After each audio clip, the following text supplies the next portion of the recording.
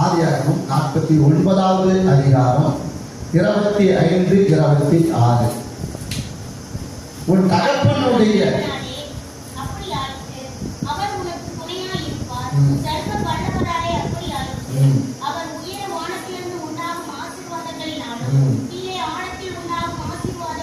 ஆசீர்வாதங்களினாலும்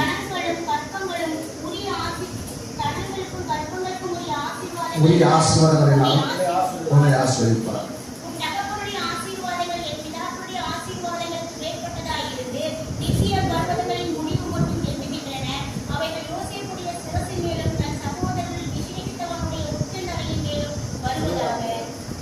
அவன் தன் பிள்ளையை ஆசீர்வதிக்கின்ற பொழுது, யாக்கோபு தன் பிள்ளையை ஆசீர்வதிக்கின்ற பொழுது வம்சங்களின் பிரகாரம் ஆசீர்வதித்து வருகிறார்.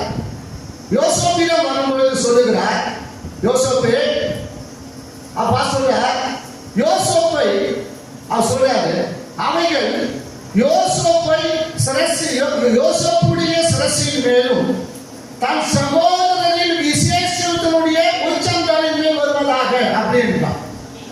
இப்போ இங்க நீங்க நல்லா கவனிக்கணும், யோசேப்பு ஆசீர்வதிக்கும் போது மட்டும் உன்னிலும் விசேஷத்தவன் இருந்தால் இந்த ஆசீர்வாதம் அவனுக்கு உண்டு.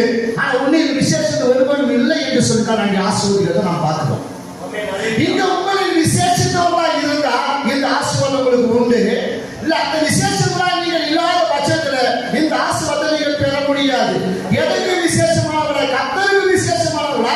கர்த்தருடைய பார்வைக்கு, அவருடைய கண்களுக்கு நீங்கள் எந்த அளவுக்கு விசேஷமானவர்களா காணப்படுகிறீர்களோ அந்த அளவுக்கு தேவன் உங்களை ஆசீர்வதிப்பார். நீங்க கேட்டா கேளுங்க, கேட்காத போங்க. அலிலே சொன்னா சொல்லணும், சொல்லாத போங்க. அதை பத்தி நான் ஒண்ணு நீங்க அலிலே சொல்லாதான் பிரசங்கம் பண்ணணும் அவசியம் இல்லை. கவனிச்சு கேட்டா கேளுங்க, கேட்காத போங்க. இதை போல சொல்லும் போது நான் அப்படியே செய்தி சொல்றாரு அப்படின்னுக்காக நான் வரல. ஏன்னா இதுக்காக 2:15 மணில இருந்து 6:20 வரை நான் ஜோம் பண்ணிட்டு வந்துட்டு இருக்கிறேன். நீங்க அசலே இங்க உட்காந்துக்கிட்டு அப்படியே நீங்க எனக்கு எல்லாம் தெரிஞ்ச போல இந்த வசனம் தான் அப்படின்னு உட்காராதீங்க.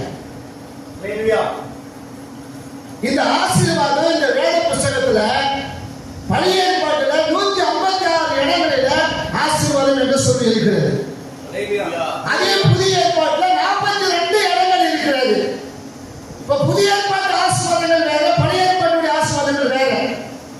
இன்னைக்கு பெரிய பரிசுத்தவான் ஜாம்பவான்கள், அதாவது நூதன சீசர்கள், அதை ஜாம்பவான்கள் யார்? நூதன சீசர்கள் தான். நூதன சீசர்கள் எல்லாம் அவங்க சொல்லி போடுறாங்க, பழைய ஏற்பாடு தானே தசமபாகத்தை பற்றி சொல்லப்பட்டிருக்கு, புதிய ஏற்பாட்டுல தானே அது இல்லையே என்று சொல்லி. அதனால இந்த பழைய ஏற்பாட்டில் தான் 156 இடங்களில் இந்த வாக்கியங்கள் சொல்லப்பட்ட வசனங்கள் சொல்லப்பட்டு இருக்கிறது. பழைய ஏற்பாட்டில் 42 இடங்கள் தான் சொல்லப்பட்டிருக்கிறது. ஆனால் இந்த ஆசீர்வாதங்கள் பழைய ஏற்பாட்டில் சொல்லப்பட்ட ஆசீர்வாதங்கள் எல்லாம் நீங்கள் வாசிங்க, தேடி பிடிச்சு வாசிங்க போய் அது எப்படி இருக்கு, இது எப்படி இருக்கு. அதனால பழைய ஏற்பாட்டில தான் தசமபாகம் கொடுக்க வேண்டும் சொல்லி இருக்கிறது, புதிய ஏற்பாட்டு இல்லை என்று சொன்னால் இந்த 256 என்னது ஆசீர்வாதத்தை உன் வாழ்க்கையில நீ உன் காதுல கேட்கக்கூடாது, படிக்கக்கூடாது. ஏன்னா அங்கதான் ஆசீர்வாதம் நிறைய இருக்கு. இங்க 42 தான் இருக்கு. இந்த 42 மிகவும் கடினமான சொற்களில் இருந்து அங்கே உங்களை ஆசீர்வதிக்கிறது தான். கடினமான சொற்களில் இருந்து அவன் ஆசீர்வதிக்கிற ஆசீர்வாதம் கிடையாது. அது ஃபாலோ பண்ணாத, அந்த கடினமான சொற்களை நீ ஃபாலோ பண்ணாத அந்த ஆசீர்வாதத்தை, அந்த பிளஸிங்கை நீ பெற்றுக்கொள்ள முடியும். ஆனா இங்க அப்படி கிடையாது. வாக்கு தத்துவ ஆசீர்வாதம் வாங்கி அள்ளி அவனால தள்ளி போயிட்டார். அள்ளி வீசிட்டாரு பிதாவானவர். பிதாவானவர் அள்ளி வீசிட்டார். ஆனா குமாரன் வரும்போது, பசுத்தாவின் வரும்போது 42 தான் கொடுத்தார். எது நமக்கு முக்கியம் என்பது அல்ல, எல்லாமே வேதத்தில் தான் இருக்கு. புதிய ஏற்பாடு பழைய ஏற்பாடு சேர்த்துதான் 66 புஸ்தகங்கள். 66 புஸ்தகங்கள். நான் நேற்று குழந்தையா இருந்தேன், இன்னைக்கு புருஷனா ஆயிட்டேன். நேற்று வாலிபத்தில் இருந்தேன், இன்னைக்கு தேவன் ஆயிட்டேன். அதுக்காக என்ன செய்ய முடியும்? அதனால அப்படியே இருக்க முடியுமா? இருக்க முடியாது. அன்னைக்கு நல்லா சாப்பிட முடியுது, என்னால சாப்பிட முடியல. அன்னைக்கு நல்லா ஓட முடியுது, என்னால ஓட முடியல. அன்னைக்கு நல்லா பேச முடியுது, என்னால பேச முடியல. அன்னைக்கு நல்லா வேலை செய்ய முடியுது, இன்னைக்கு என்னால வேலை செய்ய முடியல. அதுக்காக என்ன செய்ய முடியும்? அதுக்காக என்ன செய்ய முடியும்? அவன் சொல்லுகிறான் யோசேப்பை பார்த்து, உன்னிலும் விசேஷத்துக்கு ஒரு சகோதரர் இருக்கிறார்களா? உன்னிலும் விசேஷத்தோட சகோதரர்கள் இருக்கிறாங்களா? அப்படி இருந்தா உனக்கு உண்டான ஆசை அவர்களுக்கு உண்டுன்னு சொல்லிட்டு அவர் ஒரு ஆசீர்வாதத்தை சொல்றாரு. உன் தகப்பனுடைய ஆசீர்வாதங்கள் என் பிதாக்களுடைய ஆசீர்வாதங்களுக்கும் மேற்பட்டதாய் இருந்தது. நித்திய பர்வதங்களின் முடிவு மட்டும் எட்டினதாம். அப்போ ஆபிரகாமுடைய ஆசீர்வாதத்தை காட்டிலும், ஈசாக்குடைய ஆசீர்வாதத்தை காட்டிலும், யாக்கோபுடைய ஆசீர்வாதம் அதாவது தம்முடைய பிதாக்கள் தகப்பனுடைய ஆசீர்வாதத்தை காட்டிலும் அதிகமா இருந்தது. அதிகமா இருந்தது. அதிகமா இருந்தது. அதான் யோசிப்பிடும் அந்த ஆசீர்வாதத்தை எல்லா பிள்ளைகளுக்கும் வரும்போது அதை சொல்லாம விசேஷமான நாம் கத்தை பார்த்து சொல்லணும். நீங்கள் விசேஷத்தோட இருந்தால் உங்களுக்கு ஆசீர்வாதம் உண்டு. ஒரு அம்மா சொன்னாங்க, எல்லாரையும் தோத்தி விட்டுட்டியா? எல்லாரையும் தோத்தி விட்டா எல்லாரையும் தோத்தி விட்டுனா ஐயா நீங்க நல்லா யோசிச்சு பாருங்களா. எல்லாரையும் தோத்தி விட்டுட்டு நீங்க கேள்விகளை மட்டும் கேள்விகளை மட்டும் வச்சுட்டு நீங்க நட்டுட்டு போகலான்னு நீங்க திட்டம் பண்ணிட்டீங்களா? ஐயா கொடுக்குறவங்களை நான் தோத்தி விட்டு நான் என்னதான் சாப்பிடுறது? நான் என்னதான் சாப்பிடுறது? நானே பிரச்சனை பண்ணேன், நானா சண்டை பண்ணேன், நானா இப்ப நான் பேசுற வார்த்தைகள் என்னது? ஆசீர்வாதம் சொல்றேன். நீங்க விசேஷமா இருக்கணும்டா. நான் விசேஷமா இருந்தா உங்களுக்கு ஆசீர்வாதம் சொல்றேன். அப்ப என்ன சொல்றாரு? யோசுவாவை பார்த்து சொல்லும்போது முன்னில் விசேஷமான சகோதரர் இருக்கிறார்களா? இங்கே உங்களில் யார் விசேஷமானவங்கள கர்த்தருடைய சமூகத்துல, கர்த்தருடைய பர்வதத்துல, கர்த்தருடைய பிரகாரத்துல வந்து நிக்கிறீங்களோ அவங்களுக்கு விசேஷமானவர்கள், அவங்களுக்கு ஆசீர்வாதம் உண்டு. கர்த்தருடைய கண்கள் இருந்து அவர்களுக்கு உண்டு தயவு உண்டு. கர்த்தருடைய கண்கள் இருந்து கிருபை கிடைக்கும், கர்த்தருடைய கண்கள் இருந்து தயவு கிடைக்கும், கர்த்தருடைய கண்கள் இருந்து ஆசீர்வாதம் கிடைக்க போகுது. நீங்க விசேஷமானவங்களா இல்லை என்று சொன்னால் அதுக்கு நான் என்ன செய்ய முடியும்? கேட்கிறவர்கள் எப்படி கேட்டாங்க? கேட்டவர்கள் எப்படி கேட்டாங்களா? விசுவாசத்துல கேட்டாங்க. சமையல் உட்காந்து விசுவாசம் இல்லாத எனக்கு தெரியும், இது எனக்கு இது பார்க்க தெரியும், இது எனக்கு தெரியும் அப்படி உட்காந்து இருந்தீங்கன்னா கேட்கறவங்க சமையல் உள்ள உட்காந்து என்னது பக்தி அன்பு இருக்குதா? அன்பு, இந்த அன்பு தான் பக்தி விரித்த உண்டாக்கும். அறிவு இருமாப்பா உண்டாக்கும். அல்லேலூயா. அறிவு என்ன உண்டாக்கும்? இருமாப்பு உண்டாக்கும். உனக்கு அறிவு பெருக அது இருமாப்பாயிடும். இது எனக்கு தெரியும், இது எனக்கு தெரியும், இது எனக்கு தெரியும். அப்ப அன்பு வருதுல்ல, இந்த அன்பு தான் ஒரு மனுஷனுக்கு தெய்வத்தோட கூட அப்படியே பக்தி என்ன செஞ்சு இருக்கும். அப்படிப்பட்ட மனுஷனுக்கு கர்த்தர் கிருபை என்ன செய்வாரு? உன்னதமான ஆசீர்வாதம் இவனுக்கு எப்படி கிடைச்சது, அவனுக்கு எப்படி வந்தது, அதை எப்படி பெற்றுக்கொண்டான், அதை எப்படி அவர் ஆசீர்வதித்தாரு அப்படின்னு நீங்க பாத்தீங்கன்னா பிரியமானவர்களே, அவனுடைய வாழ்க்கையில ஒரே ஒரு காரியம் தான். என்ன தெரியுமா? அந்த அவன் ஒரு சொப்பனவாதியாக இருந்தான், அவன் ஒரு தரிசனவாதியாக இருந்தான். அந்த சொப்பனங்களுக்கு எல்லாம் அவன் எப்படிப்பட்டவனாக இருந்தான் என்று சொன்னால் விளக்கம் சொல்லுகிற தரிசனம் பெற்றவனாய் வெளிப்பாடு பெற்றவனாக இருந்தான். அவனை பார்த்து சொல்றான், அந்த பானபாத்திரக்காரனை பார்த்து சொல்றான். என்ன சொல்றான் தெரியுமா? அந்த பானபாத்திரக்காரன் அந்த பானபாத்திரனை பார்த்து சொல்றான், உன் தலையை உயர்த்தி உன்னை மறுபடியும் உன் நிலையிலே நிறுத்துவார் என்று அவனுக்கு விளக்கம் சொன்னான். என்ன சொன்னாரு? மூன்றாம் நாளுக்குள்ளே பார்வோன் உன் தலையை உயர்த்தி உன்னை மறுபடியும் உன் நிலைமையில நிறுத்துவார். முன்னே அவருக்கு வானம் கொடுத்து வந்த வழக்கத்தின்படி பார்வோனின் பாத்திரத்தை அவர் கையிலே கொடுப்பார் என்று விளக்கத்தை சொன்னார். இதுதான் அவருக்கு அவ்வளவு பெரிய சிறந்த ஒரு ஆசீர்வாதம் கொண்டு வந்தது. விசேஷ ஆசீர்வாதம் கொண்டு வந்த காரணம் என்ன? அவன் ஒரு தரிசனவாதியாக இருந்தான், அவன் ஒரு சொப்பனக்காரனாக இருந்தான். அந்த சொப்பனங்களுக்கெல்லாம் சரியா விளக்கம் சொல்லும்போது வெளிப்பாடு உள்ள மனுஷனை காணப்பட்டான். கர்த்தருடைய பிள்ளைகளாக இருக்க இதை கேட்டுக்கொண்டு நெருங்கிலும் நானும் கூட நமக்குள்ள ஒரு தரிசனம் இருக்கணும். ஒரு தரிசனம் ஆண்டு கேட்டு அடுத்ததே நான் இருக்கிற காரணம் என்ன, என்னை உருவாக்கின காரணம் என்ன, உண்டாக்கின காரணம் என்ன, சபை கொண்டு வந்த நிலை என்ன, அந்த ஒரு காரணத்துக்காக நாம் என்ன செய்யணும்? ஆண்டவர்கிட்ட ஒரு தரிசனத்துக்காக ஒரு தரிசனத்தை கேட்கணும். அப்படிப்பட்ட பிள்ளைகளாக மாறும் போதுதான் நம்முடைய நாட்களில பிரியமானவர்களே நாம் ஆசீர்வாதம் பெற்றது போல நம்முடைய பிள்ளைகளுடைய வாழ்க்கையில கூட அப்படிப்பட்ட ஒரு ஆசீர்வாதத்தை தேவன் கொடுக்க அவர் வல்லவராய் இருக்கிறார். தேவனாகிய கர்த்தர் பிரியமானவர்களே யோசேப்பை யாக்கோபு ஆசீர்வதிக்கும் போது சொல்றாரு, என்னது என்னுடைய பிதாக்களை காட்டிலும் என்ற ஆசீர்வாதம் எப்படி இருந்துதான் பகவான் எப்படி இருந்ததான் முடிவில்லாததாய் இருந்தது. தேவன் உங்களையும் ஆசீர்வதிக்க வல்லவராய் இருக்கிறார். அவர் ஆசீர்வதிக்காம விட மாட்டார். ஆனால் நீங்கள் யாரா இருக்க வேண்டும்? விசேஷமானவர்களாய் நீங்கள் மாறும்போதுதான். நீங்கள் 1 பேதுரு 3வது அதிகாரத்துல 9வது வசனத்தை வாசிக்கின்ற பொழுது, தீமைக்கு தீமையும் உதாசனத்துக்கு உதாசனத்தையும் சரி கட்டாமல் அதற்கு பதிலாக நீங்கள் ஆசீர்வாதத்தை சுதந்திரித்துக் கொள்ளும் அழைக்கப்பட்டவர்கள் என்று அறிந்து ஆசீர்வதிக்க சொல்றார். நம்ம ஏன் அழைச்சிருக்கிறாரு? நம்ம எதற்காக அழைத்தாரு? நீங்கள் ஆசீர்வாதத்தை சுதந்திரித்துக் கொள்ளும்படி கர்த்தர் உங்களை அழைச்சார். அப்போ உங்களை அழைத்த தேவன், உங்களுக்கு ஒரு அழைப்பு கொடுத்த தேவன், ஆசீர்வாதத்தை சுதந்திரத்துக்கு கொடுக்க அழைப்பு கொடுத்த தேவன் என்ன சொல்றாருன்னா, நீங்க தீமைக்கு தீமை செய்யாத. அவங்க தீமை செய்யறாங்க, செய்யட்டும். அவங்க உதாசீனம் பண்றாங்க, உதாசீனம் பண்ணிட்டு போகட்டும். எவ்வளவு தூரம் வராங்க போகட்டுமே. தீமை செய்யறவங்க எவ்வளவு தூரம் தீமை செய்வாங்க, செஞ்சுட்டு போயிட்டே இருக்கட்டுமே. அழகாக அவங்களுக்காக நாம் என்ன செய்ய வேண்டியதா இருக்கு? மனம் வந்து ஐயோ இப்படி பண்ணிட்டாங்களே, இப்படி என்ன உதாசீனப்படுத்திட்டாங்களே, நம்ம அதையே பேசிட்டு இருக்க வேண்டிய தேவை இல்லை. சில நேரங்களில் நமக்கு வருத்தம் இருக்கலாம், சில நேரங்கள் அதை குறித்த சஞ்சலம் இருக்கலாம். அது என்னைக்கு ஒரு 2 நாளைக்கு ஒரு நாளைக்கு இருக்க வேண்டியதுதான். ஹல்லேலூயா. அதை விட்டு நாம் விலக வேண்டும். நல்ல சந்தர்ப்பம் தாவீதுக்கு கிடைத்தது, சரியான சந்தர்ப்பம் கிடைத்தது, சரியான சூழ்நிலை கிடைத்தது. ராஜாவாகிய சவுலை தாவீது கையிலே ஒப்பு கொடுத்து விட்டார். கவனிங்க, நான் என்ன வசனத்தை சொல்லியா நீங்க ஒண்ணு நீங்க போய்கிட்டு கிடக்கிறத கதை சொல்லிடுறேன்.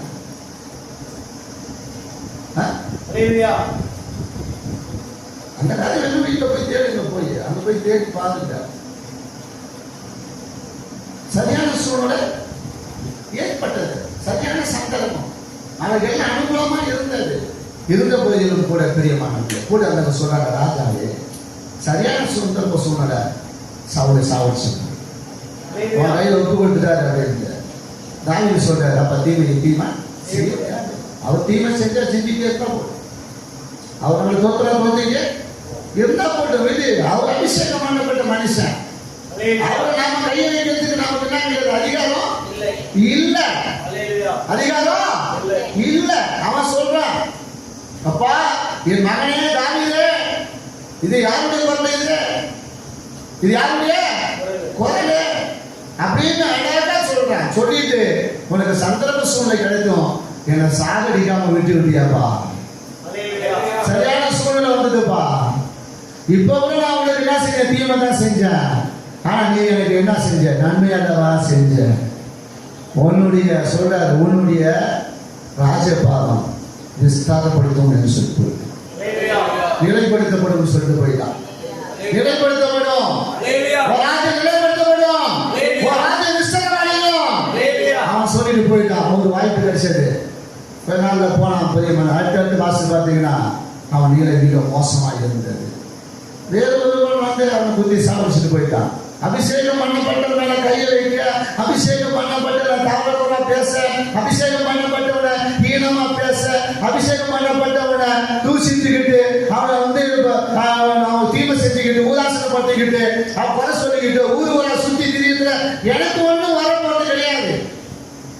எங்களுக்கு ஒன்றும் வரப்போறது கிடையாது. நாங்கள் அதை விட்டு வேலைக்கு தான் போக பார்க்கணும், அதை விட்டு நாங்கள் தனிதான் போக பார்க்கணும். ஆனா நீ திரும்பி திரும்பி அதையே பண்ணிட்டே இருந்தாண்டா, நீ எப்போது வெட்டப்பட்டு சாப்பிடுறது எனக்கு தெரியாது, உனக்கும் தெரியாது. அது அவருக்கு ஒருவர் தான் தெரியும். அவன் சொல்லிட்டு போறான், அப்பா நான் உங்களுக்கு என்ன செஞ்சேன்? அப்பா நான் உங்களுக்கு என்ன செஞ்சேன்? தீமை செஞ்சேன். அவன் சத்தமிட்டு அழுகிறான், சத்தமிட்டு அவன் சொல்றான். நீங்கள் ஒன்றும் சிரமம் இல்லை. நீங்கள் 24வது அதிகாரத்துல 14-18 வசனம் வாசிக்கிற பொழுது அவர் சொல்றாரு, தாவீது இந்த வார்த்தைகளை சவுலோடு சொல்லி முடித்த பின்பு சவுல், என் குமாரனாகிய தாவீதே, இது உன் சட்டம் அல்லவா என்று சொல்லி சத்தமிட்டு அழுது தாவீதை பார்த்து, நீ என்னை பார்க்கிறோம் நீதிமான். என்ன பார்க்கணும் நீ நீதிமான், என்ன பார்க்கணும் நீ நீதிமான். அவன் சொல்லுகிறான், நீ என்ன செஞ்சு சொல்றாருன்னா, நீ எனக்கு நன்மை செய்தார், நானோ உனக்கு தீமை செய்தேன். தாவீதே, என் மகனாகிய தாவீதே, நான் உனக்கு வெகுவாக தீமை செய்தேன், ஆனா நீ எனக்கு நன்மை செய்த. நீ எனக்கு என்ன செய்த? நன்மை செய்த இன்று விளங்க பண்ணினார். நீ எனக்கு நன்மை செய்ததை இன்று விளங்க பண்ணினார். கர்த்தர் உன்னை என் கையில் ஒப்பு கொடுத்திருந்தோம், நீ என்னை கொன்று போடவில்லை. உனக்கு யார் அந்த அதிகாரம் கொடுக்கிறது? நான் பேசுற பைபிளிலிருந்து பேசுற வார்த்தைகளுக்கு நான் கணக்கு கொடுக்கிறேன். நீ என்ன பேசுற, ஏதோ பேசுற, நீங்க சொல்றது உங்களுக்கு அதிகாரம் கிடையாது. இதுக்காக 2 மணி 4 மணி நேரம் 5 மணி நேரம் கட்டிய சமூகத்தில் புலம்பி பெரிய அந்நிய பாசையிலே பேசி பேசி பேசி பேசி பேசி பேசி பேசி இந்த வார்த்தைகளை கொண்டு வரோம். பேசுகிற வார்த்தை ஆவியானுடைய வார்த்தை, பேசுகிறது பரிசுத்த ஆவியானவர். எங்க மாம்சத்திலிருந்து எதையும் உங்களுக்கு நாங்க கொண்டு வந்தா அதுக்கு நாங்க கடன் கொடுக்கிறோம். நீ ஜெபம் பண்ணு, சாமி மாம்சத்திலிருந்து பேசக்கூடாது. சாமி நாங்களும் பலிபீடத்தை ஏறும்போது என்ன தெரியுமா பண்ணிட்டு வரோம்? சாமியா வாயிலிருந்து பொய்யா நிறைய பேர் அள்ளி விடுவாங்க. பொய்யா அப்படியே மூட்டை கணக்கில் பொய்யா அள்ளி விடுவாங்க. பலிபீடம் ஏறிட்டாங்க, மைய பிடிச்சிட்டாங்க. இயேசு என்னோடு வந்து பக்கத்துல நின்றார் என்று சொல்லுவாங்க. பார்க்க முடியாது இயேசுவ. என் அதிகாரம் சோதனை உண்டா எனக்கு டிரைவிங் பண்ணின, ஏன்னா அவருக்கு வேலை கற்றுக்கு உங்களுக்கு எப்போதுமே இப்படியெல்லாம் போய் முடியல விடுவாங்க. நான் என்ன தெரியுமா, நான் பலிபீடம் ஏறும்போது ஒரு வார்த்தை சொல்லிட்டு ஏறுவேன். நான் அந்த நேரம் சிலைக்கு சொல்றேன், சாமி ஒரு வார்த்தை கூட நான் பலிபீடத்தில் என்ன சொல்றது, பொய்யான வார்த்தைகளை கொண்டு வரக்கூடாது. பொய்ய பேசி அப்படி அள்ளி சாப்பிட்டு போறதுக்கு எனக்கு என்ன, நான் கூலி வேலை செஞ்சுட்டு நான் ஊழியம் செஞ்சுட்டு போகலாமே. இன்னைக்கு பண்ணலாம், எங்க பண்ணலாம். இன்னைக்கு 500 ரூபா பெரிய வேலை கொடுக்குறாங்க, வேலை செய்ய முடியாத போகுது. இல்லை ஒரு வெட்டிங் மிஷின் வாங்கி வச்சுருந்தா ஊருக்குள்ள சுற்றி வந்தா கூட இன்னும் 2 வேலை கிடைக்காத போகுது. நாம வேலை செஞ்சுட்டு போயிட்டே இருக்க போறேன். வேலை இல்லைன்னா என் பிள்ளைக்கு அழகா கிளினிக் இருக்கிறதே இருக்குது. 10 ஊருக்கு நோட்ஸ் கொடுத்தனாக்கா என் பிள்ளைக்கு நல்லா போடுறேன், நான் உட்காந்து சாப்பிட்டு ஊழி செஞ்சு போறேன். எல்லாரும் தோற்றி விட்டு என்ன செய்ய போறேன்? நான் 70 வயசு வச்சுக்கிட்டு 4 வயசு காணி போடுவோம். வந்து நமக்கு தக்க பண்றவங்களுக்கு வந்து சரியான என்ன இருக்கணும், தர்க்கம் பண்ணி நீ பண்ண தர்க்கம் சரியா இருக்க பாருங்க. அல்லேலூயா. கல்யாணத்தை பண்ணி விட்ட மறாத நாளிலே மரும முதல் அன்னைக்கு உட்காந்து செய்தி கேட்கிற நாளிலே குடும்பத்துல குழப்பத்தை உண்டாக்கிட்டு, என் குடும்பத்துக்கு குழப்பம், சபையில குடும்ப குழப்பம் உண்டாக்கிட்டு, நானும் தோத்தி விட்டு அடிச்சு, நானும் சண்டை பண்ணி தோத்தி விட்டேன். நானும் உனக்கு தீமை செஞ்சேன், நீ என்னதான் தீமை செஞ்ச, நான் உங்களை இருந்து காப்பாற்று பண்ணதுக்காக நான் வந்து உட்காந்து குழந்தை இருக்கிறேன். அல்லேலூயா. அதான் தாவீது சொல்றாரு. தாவீது சொல்றாரு, தன்னோட சேனாதிபதிகள் சொல்றாங்க, ராஜா நீங்க அருமையான சந்தர்ப்பம். அவர் சொல்றாரு, அபிஷேகம் பண்ணப்பட்டிருக்காரு, என்ன சொல்றாரு, நீ என்ன பேசிட்டே பேசுறதுல எனக்கும் நானும் குறைஞ்சு போறது கிடையாது, நானும் அழிஞ்சு போறது கிடையாது. நான் ஐயா மைய முடிச்சுட்டேன், ஐயா எனக்கு 2 பலிபீடத்தை உருவாக்கிட்டேன், நான் பேசிட்டு தான் இருக்க போறேன். எத்தனை பேர் இருந்தாலும் பேச போறேன், எத்தனை பேர் இல்லாத பேச போறேன், 10 பேர் இருந்தாலும் பேச போறேன், 100 பேர் இருந்தாலும் பேச போறேன். அல்லேலூயா. நான் ஊழியத்தை இதை விட்டு நீ ஓட போறது, வேலை செஞ்சாலும் ஊழியம் செய்ய போறேன், வேலை செஞ்சாலும் நான் ஊழியத்தை செய்ய போறேன். நான் நீ ஊழியத்தை விட்டு திருப்பி என் ஊருக்கு அனசப்பட முடியாது, ஓட போறது கிடையாது. என்ன தெரியுமா, அன்னைக்கு இருந்த பலன் இன்னைக்கு இல்லை, அதேதான். அன்னைக்கு ஓட போட்டதுனால இன்னைக்கு என்ன சொல்லி ஓட முடியாது. அன்னைக்கு முழங்கால் போட்டு அந்த பலன் இன்னைக்கு என்ன சொல்லி போட முடியாது. அன்னைக்கு ஓடி சுறுசுறுப்பா செஞ்சா இன்னைக்கு செய்ய முடியாது. இன்னும் கொஞ்சம் சுலோ ஓடுறது தான். 25 வருஷம் பேக் போயிடுச்சு. இந்த ஊழியருடைய தன்மை எப்படி ஆசீர்வாதம் 25 வருஷத்துக்கு பின்னாடி அந்த நிலைக்கு போயிருக்கு. வெறும் 12,000 ரூபாய் சம்பளம் கொடுக்குறாரு இயேசு. 25 வருஷம் ஊழியர் 12,000 சம்பளம்.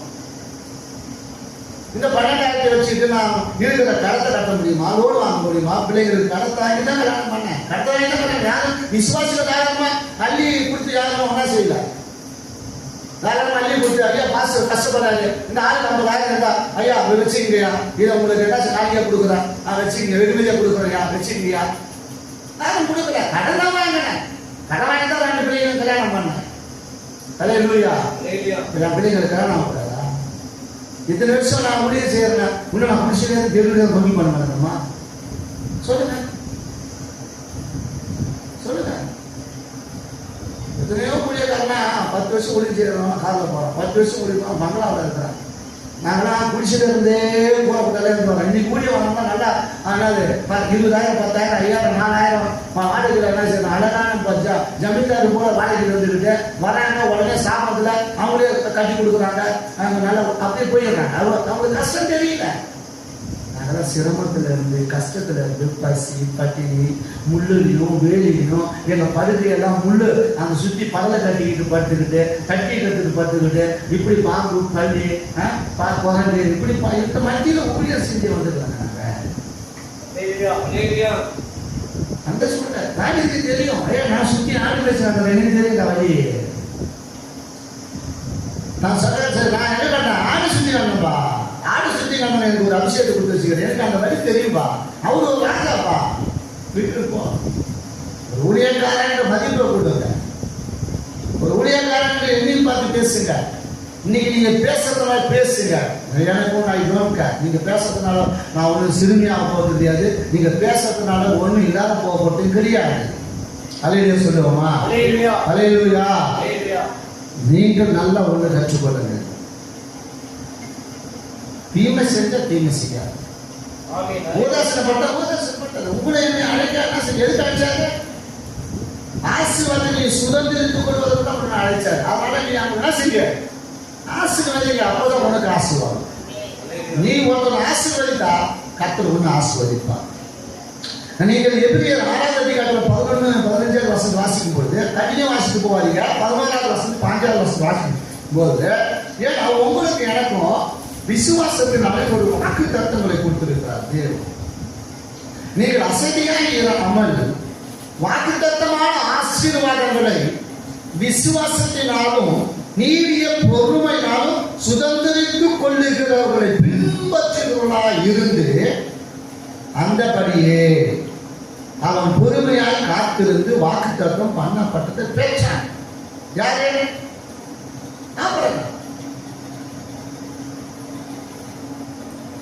பொறுமையா என்ன செஞ்சாரு? இந்த வாக்கு தத்தத்தை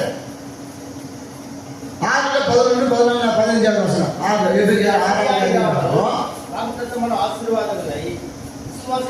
விசுவாசத்தினால பெற்றுக்கொள்ள முடியும். நீடிய பொறுமை இருக்கணும். எனக்கு வந்து ஐயோ நான் இவ்வளவு சிரமப்படுறேன் கஷ்டப்படுறேன் என்ன ஆச்சு இப்படி இருக்கு இல்ல. விசுவாசம் இல்ல அவனுக்கு ஒண்ணும். அவனுக்கு ஒண்ணு நீடிய பொறுமை தேவை. உனக்கு நீடிய பொறுமை தேவை. இன்னும் விசுவாசம் தேவை. அந்த வாக்குத்தத்தமான ஆசீர்வாதம் சுதந்திரத்துக் கொள்வதற்கு அந்த சுதந்திரத்துக் கொள்வதற்கு நீங்க பாருங்க அப்படி இருக்காரு. அவங்க எவ்வளவு பொறுமையாக விசுவாசத்துல இருந்து அதை பெற்றுக்கொள்ளணும். அவங்க பொறுமையா பாருங்க. 15வது வசனம் அந்தபடி அவன் பொறுமையாக வாக்கு தத்தம் பண்ணப்பட்டது என்ன செஞ்சான்? அதை போல நமக்கு ஒரு வாக்கு தத்தம் கொடுக்கப்பட்டிருக்கு. அதை விசுவாசத்தால பெற்றுக்கொள்ளுங்க. அந்த விசுவாசத்தினாலதான் உன் ஆசீர்வாதம் பெருசா மாறும். பொறுமையா விசுவாசமும் இருக்கணும், பொறுமையாக இருக்கணும். அப்படி வாழ்க்கையில தேவன் என்ன செய்கிறாரு? ஆசீர்வாதத்தை தேவன் கட்டளையிட அவர் வல்லவராக இருக்கிறார். உபவாகம் 15வது அதிகாரத்துல 5-6 வசனத்தை நீங்கள் வாசிக்கும் பொழுது உன் தேவனாகிய கர்த்தர் உனக்கு சுதந்திரிக்கும்படி கொடுக்கும் தேசத்தில் உன்னை மேன்மேலும் ஆசீர்வதிப்பார். உன் தேவனாகிய கர்த்தர் உனக்கு சொன்னபடி உன்னை ஆசீர்வதிப்பதினால் நீ அநேக ஜாதிகளுக்கு கடன் கொடுப்பாய். நீ கடன் வாங்குவதில்லை, அநேக ஜாதிகளை ஆளுவாய், உன்னையும் அவர்கள் ஆளுவதில்லை. இதுதான் வாக்கு தத்துவம். அப்படி கொடுக்கபடி வைப்பார். எல்லா நேரமும் கடன் வாங்கிட்டே இருக்காதுங்க. கொஞ்சம் ஸ்டாப் பண்ணுங்க. நான் கேட்டு எனக்கு அப்பா எனக்கு ஒரு 8 லட்சம் ரூபாய் கொடுத்தீங்கன்னா சாமி கடனை அனுப்பிச்சு போட்டு கடனே வாங்க மாட்டான். கடமை வாங்க மாட்டேன் சாமி. கடனால உதவி செய்யும். கடன் நான் கொடுக்கிறதா மாத்தோம், நான் வாங்கக்கூடாது. அநேக ஊழியக்காரங்க அநேக பெரிய பெரிய மனுஷனை தேடி அவன் வீட்டில் உட்காந்து மணிக்கணக்கா அவன் வீட்டை காத்து எதுவும் வாங்கக்கூடாது சாமி. ஊழியக்காரங்க போய் ஒரு வளர்ந்த ஒரு ஊழியக்காரங்க போய் அவங்க 1500 பேர் கேட்டு வாங்கக்கூடாது சாமி. என்னை கொடுக்கிறதா மாத்தோம், என் கடனை மாத்தோம். ஏன்னா கடன் அடைக்கிறதுக்கு ஒரு 8 லட்சம் கொடுத்தீங்கன்னா இருக்கிற கடன் தோட்டலாம் முடிச்சுடுவோம். முடிச்சுட்டு நான் என்ன செய்வோம், குடும்பத்தை வச்சு சாப்பிட்டுட்டு நான் கடனை வாங்கி உடனே வாங்கி சர்ச்சை கட்டுறது, கடனை வாங்கி உடனே வாங்கி வீட்டை கட்ட மாட்டேன் சாமி. குடும்பத்தை வச்சுட்டு இருக்கிறத வச்சு சாப்பிட்டு போறேன். நிறைய கொடுத்தா நிறைய ஊழியம் செய்வோம். அதுக்கு தக்க ஒரு ஊழியம் செய்வோம். அதனால என் இமேஜ் உயர்த்ததுக்காக, என் பேரை பெருமைப்படுத்திக் கொள்வதற்காக நான் கடனை உடனே வாங்கி நான் வீட்டை கட்டி, கடனை உடனே வாங்கி நான் பெரிய காரணம் வச்சு, கடனை உடனே வாங்கி நான் சர்ச்சை கட்டிச்சு நான் ஒரு பெரிய பணக்கார ஊழியக்காரன் நான் காட்டுறதுக்கு இல்லை சாமி. அது அவங்களுக்கு இல்லை. கொடுக்கறதை வச்சுட்டு நான் ஊழியம் செய்து போறேன். அதான் அங்க சொல்றாரு, உன் தேவனாகிய கர்த்தர் உனக்கு சொன்னபடி உன்னை ஆசீர்வதிப்பதினால் அநேக ஜாதிகளுக்கு கடன் கொடுப்பாய். இதுதான் வாக்கு தத்துவம். கர்த்தர் உன்னை தடுத்து ஆசீர்வதிக்கிற வரையில விசுவாசத்திலையும் நீடிய பொறுமையிலும் நீ பேசாம வெயிட் பண்ணு. வெயிட் பண்ணு.